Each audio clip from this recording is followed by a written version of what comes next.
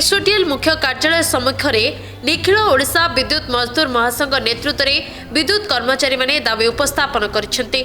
ओडिशा रे 4टी जोन में कार्य करुवा विद्युत कर्मचारी मानक समस्या नहीं संघ पक्षरु दाबीपत्र प्रदान करा जायछि। विशेषकर ओडिशार विद्युत वितरण संस्था 4टी जोन में विभक्त होइछि।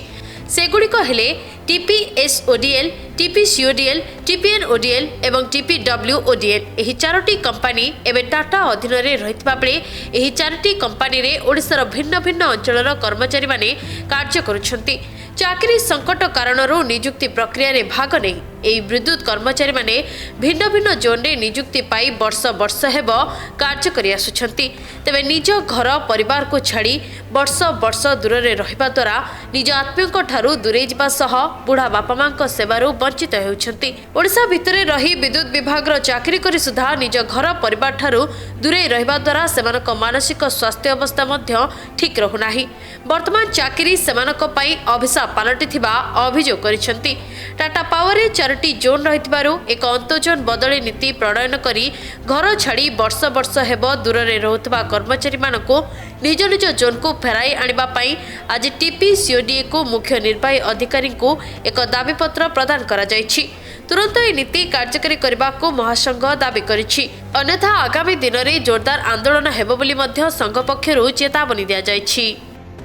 आज आम गोटे जो टाटा कर्तृपक्ष कार्यालय सम्मुख में गोटे गेट मीटिंग होउछि एवं दाबी पत्र दिया जाउछि।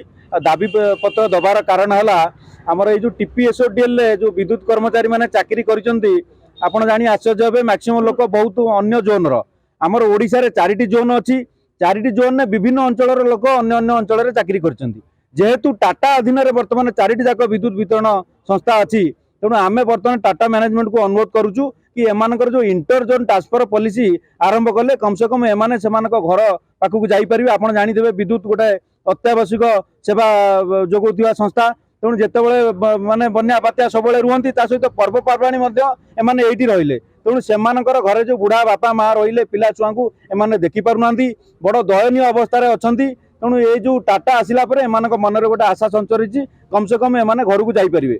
आउ गोटे खुशीर विषय होछि आमे जेतबेले माननीय उपमुख्यमंत्री शक्ति मंत्री कहीलु से यहाँ गंभीरतार सहित नहीं विचार करने शक्ति विभाग कही और शक्ति विभाग टाटा मैनेजमेंट को निर्देश देइछि। तेणु आमे पुणी आपण माध्यम टाटा मैनेजमेंट को आज दायित्व देउछि केमिति पॉलिसी पूरण हेले माने जो कर्मचारी माने घर ठारू बहुत दूर रे अछंती से माने गाँ को फेरिबे से आशा करछु। सब काम करुछि कथा होछि सरकार तांकर डिस्ट्रीब्यूशन को साबल रीति रे सप्लाई करबा पई 4टी जोन रे विभक्त कले कौन सी जोन रे आमे पर्टिकुलरली चाकरी करिउ बोली दे नथिलु ऑप्शन दे नथिलु।